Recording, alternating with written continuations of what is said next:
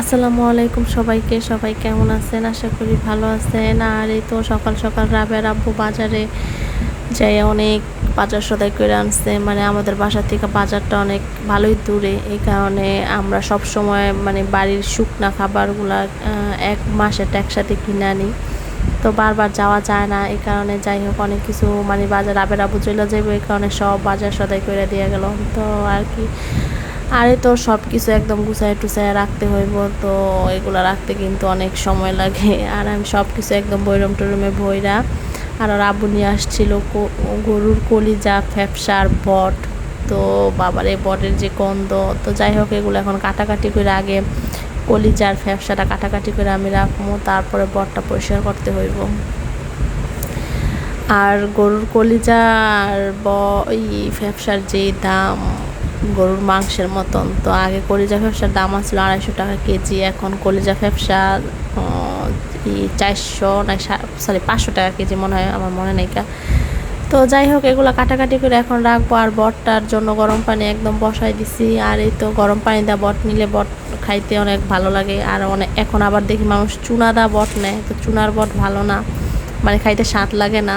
তো যাই হোক এই তো গরম পানি করে নিছি, পরে একটা করে দিতেছি আর উঠাইতেছি। বিদেশে ভালো বেটা কি সুন্দর পরিষ্কার করে দেয় সোডা দিয়া, দেখছো?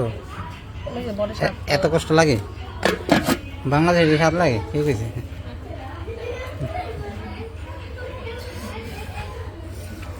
একটু ঠান্ডা পানি দিব একটা এক্সট্রা। হ্যাঁ, ঠান্ডা পানি দিলে গরম লাগলে ওটা তুমি ধরতে পারবা না। আর এই তো বটগুলা পরিষ্কার করার পর আমি পানিতে একদম ধুয়ে নিচ্ছি, এখন সুন্দর করে কাটবো আর যেতটুকু ময়লা আছে পরিষ্কার করে নিব। আর একদম কিন্তু ধবধব হয়ে গেছে, দেখতে পারতেছেন। আর আমার চারিতে কিন্তু বটেরই ময়লা ঢুকছে, আবার বলবেন না এত ময়লা কেন।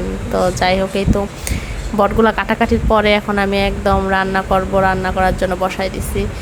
আর এই তো পেঁয়াজ, তারপরে কাঁচামরিচ, একটা আলাম টমেটো দিয়ে দিছি। এখন একটু মানে পেঁয়াজটা একটু বাদামি কালার হইলে একটু আদা রসুন বাটা দিয়ে পানি দিয়ে দিছি।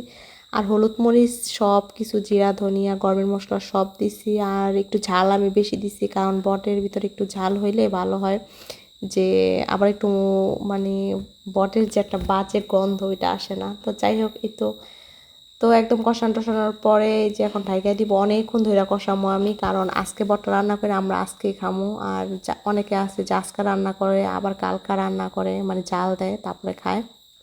আর আমি যেভাবে রান্না করতেছি আজকে রান্না করলে আজকে খাওয়া যাব, 2 দিন জাল দেওয়ার কোনো দরকার নাই।